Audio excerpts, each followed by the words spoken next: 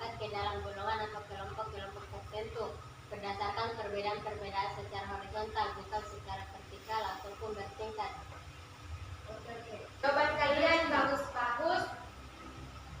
Baik, Ibu akan menjelaskan secara runtun apa itu perbedaan dan kesetaraan sosial. Benar yang dikatakan oleh Tri Wahyuni bahwa perbedaan sosial adalah pembagian masyarakat ke dalam golongan atau kelompok-kelompok tertentu berdasarkan perbedaan-perbedaan secara horizontal, bukan secara vertikal atau bertingkat. Agar lebih jelas, ya baik. Ibu sudah sampaikan pada di awal tadi bahwa kita telah melakukan penelitian minggu lalu, kan? Nah, apakah kalian telah mendapatkan hasil yang telah kalian teliti minggu lalu? Belum, Bu. Oh, baik. Karena Ibu lupa, siapa di sini? Kan Ibu bagi kalian menjadi 3 kelompok. Ya, baik. Siapa di sini yang kelompok kekuasaan? Oke. Kelompok keturunan? Oke, kelompok kekayaan?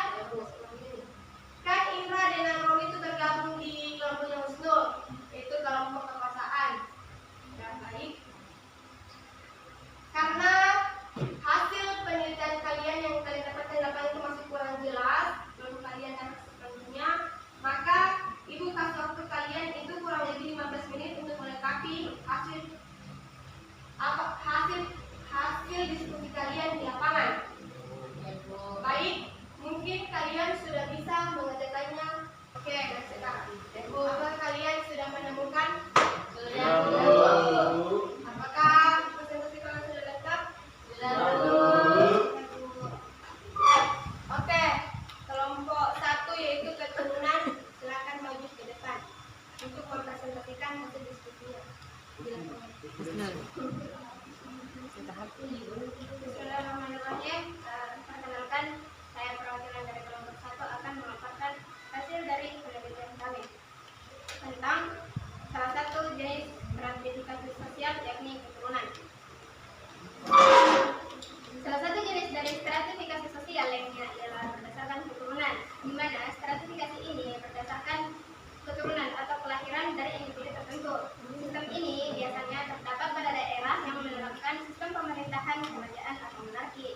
Menurut seorang ilmuwan yakni David Brodsky, status keturunan atau ascribed status merupakan status yang memiliki individu secara permanen atau melekat selama masa hidupnya. Contohnya seperti sistem kepemimpinan di daerah istimewa Yogyakarta, di mana status darah berasal dari keturunan Hamengkubuwono. Oke, apa ada pertanyaan dari kamu lain? Tidak ada. Oke, dipahami. Silakan duduk. Oke, kelompok 2 silakan maju ke depan, yaitu kelompok kekuasaan.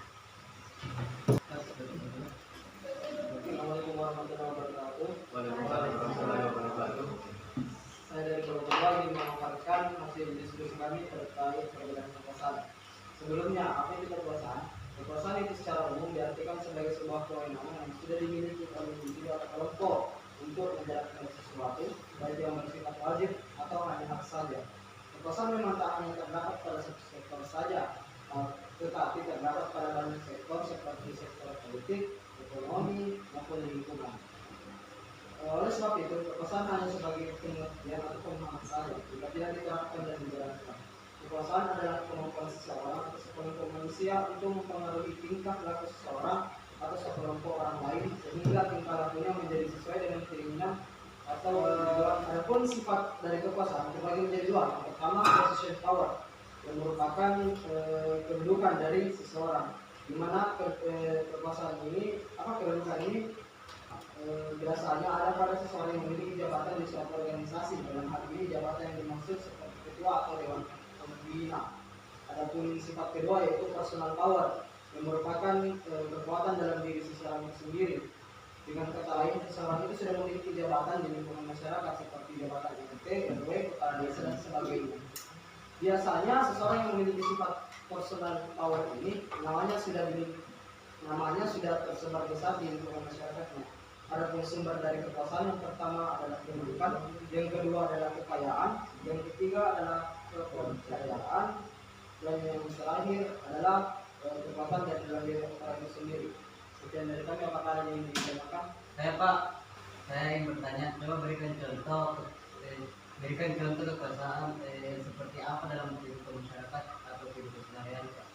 Ya, untuk mengenai perbedaan kekuasaan itu contohnya ya seperti tadi kayak kehidupan RT, RW dan segala macam. Nah ini kenapa tidak dapat dikaitkan dengan sertifikat sosial? Karena pada dasarnya masing-masing memiliki fungsinya masing-masing saja, jadi tidak saling bertabrakan dan tidak ada yang mengatakan bahwa RT dan RW itu yang lebih tinggi dari satu sama lain, tidak ada. Mereka sama, kedudukannya sama, fungsinya juga ada masing-masing, jadi tidak saling bertabrakan. Seperti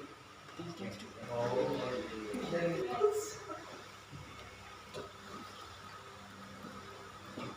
Baik, terima kasih pertanyaan sudah Mbak. Selanjutnya nomor 3 itu kekayaan. Silakan ke depan.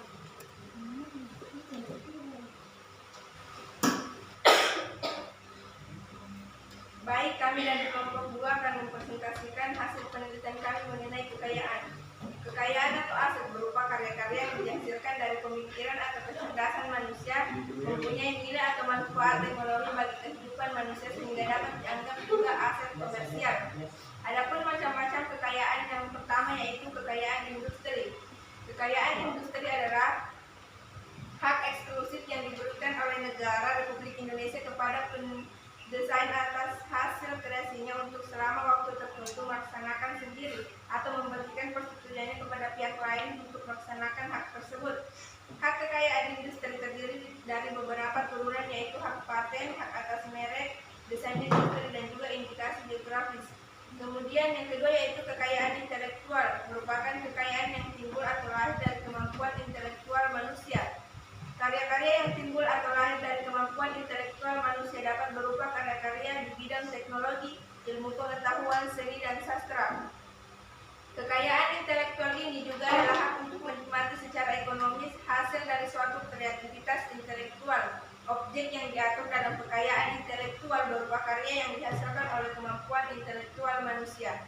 Adapun tujuan hak kekayaan intelektual yaitu sebagai perlindungan hukum kepada pencipta, juga terhadap hasil cipta karya serta nilai ekonomis yang terkandung di dalamnya, juga sebagai sebuah perlindungan akan aset berharga yang dipunyai perorangan ataupun kelompok dalam bentuk hasil karya. Mungkin itu hasil presentasi kami. Mungkin dari kelompok lain ada yang ingin bertanya? Tidak ada. Terima kasih. Itulah hasil presentasi kami. Lebih dan kurangnya mohon dimaafkan. Wassalamualaikum warahmatullahi wabarakatuh. Waalaikumsalam. Oke. Baik, itu. Baik, Ibu rasa kalian sudah memahami apa saja perbedaan dan kesetaraan sosial yang ada di lingkungan sekitar, baik itu yang terpenting adalah di lingkungan masyarakat. Baik. Sebelum itu, apakah ada yang bisa menyimpulkan apa materi kita pada siang hari ini? Oke, silakan Badan. Terima kasih atas kesempatannya. Kesimpulan dari apa yang kita lakukan hari ini terkait perbedaan dan kesetaraan sosial adalah yang pertama, perbedaan sosial adalah pembagian masyarakat ke dalam golongan atau kelompok-kelompok tertentu berdasarkan perbedaan pendidikan secara horizontal, bukan secara vertikal atau bertingkat. Nah, adapun jenis-jenis dari perbedaan sosial, yang pertama adalah perbedaan kekuasaan, yang merupakan perbedaan berdasarkan posisi seseorang atau peran seseorang dalam masyarakat.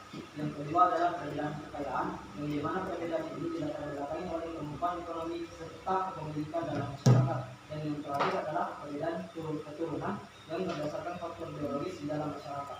Terakhir, adapun definisi kesetaraan sosial adalah tata politik sosial dengan semua orang yang berada di dalam suatu masyarakat atau kelompok tertentu memiliki status yang sama. Oke, bagus. Ibu rasa kalian sudah paham mengenai perbedaan kesetaraan serta sertifikasi sosial.